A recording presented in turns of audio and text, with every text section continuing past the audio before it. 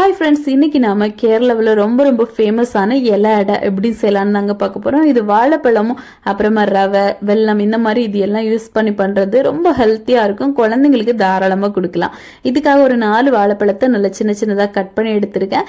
இப்போ ஒரு கடாயில் ஒரு 2 டீஸ்பூன் நெய் சேர்த்து இதில் முந்திரி திராட்சையை நல்லா ஃப்ரை பண்ணி நம்ம எடுத்துடலாம். இப்போ ஒரு கடாயில் பார்த்தீங்கன்னா ஒரு 3/4 கப்பு போல் சர்க்கரை, இதில் கொஞ்சமாக தண்ணி சேர்த்து இதை நல்லா உருக்கி மாற்றி வச்சுருங்க.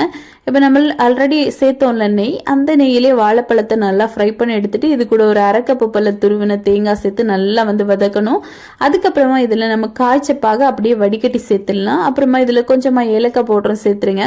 சேர்த்துட்டு நல்லா மிக்ஸ் பண்ணிட்டு ஒரு 1/2 கப்பு போல் தண்ணி சேர்த்து இந்த தண்ணி கொஞ்சம் கொதிச்சதும் ஒரு 1/2 கப்பு போல் ரவை லேசாக மிக்ஸ் ஆனதும் ஒரு 2 டேபிள் ஸ்பூன் போல் அரிசி மாவும் சேர்த்து நல்லா மிக்ஸ் பண்ணி கொடுங்க. இது ஒரு அளவுக்கு நல்லா கெட்டியாகணும். இப்போ வறுத்த முந்திரி திராட்சையும் போட்டுக்கலாம். இந்த அளவுக்கு நல்லா கடாயில் ஒட்டாமல் சுருண்டு வந்ததும் அதை அப்படியே மாற்றி வச்சுட்டு ஒரு வாழை இலை எடுத்துக்கோங்க.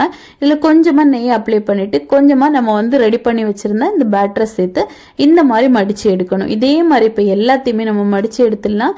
மடிச்சு எடுத்துட்டு இதை ஸ்டீம் பண்ண போகிறோம். இட்லி பாத்திரத்தில் தண்ணி சேர்த்து இந்த ஸ்டீமரை வச்சுட்டு உள்ள இலையை எல்லாத்தையுமே நம்ம உள்ள வச்சு மூடி போட்டு ஒரு 15 நிமிஷம் வேக வச்சு எடுத்தீங்கன்னா நல்ல சூடா நல்ல டேஸ்டியான இலை அடை ரெடி ஆயிரும். இது ரொம்ப ரொம்ப டேஸ்டியா இருக்கும். கண்டிப்பா ட்ரை பண்ணி பாருங்க. ட்ரை பண்ணி பார்த்துட்டு எப்படி வந்துச்சுன்னு மறக்காம கமெண்ட் பண்ணுங்க. இதோட ஃபுல் வீடியோ வேணும்னா நம்ம சேனலை செக் பண்ணி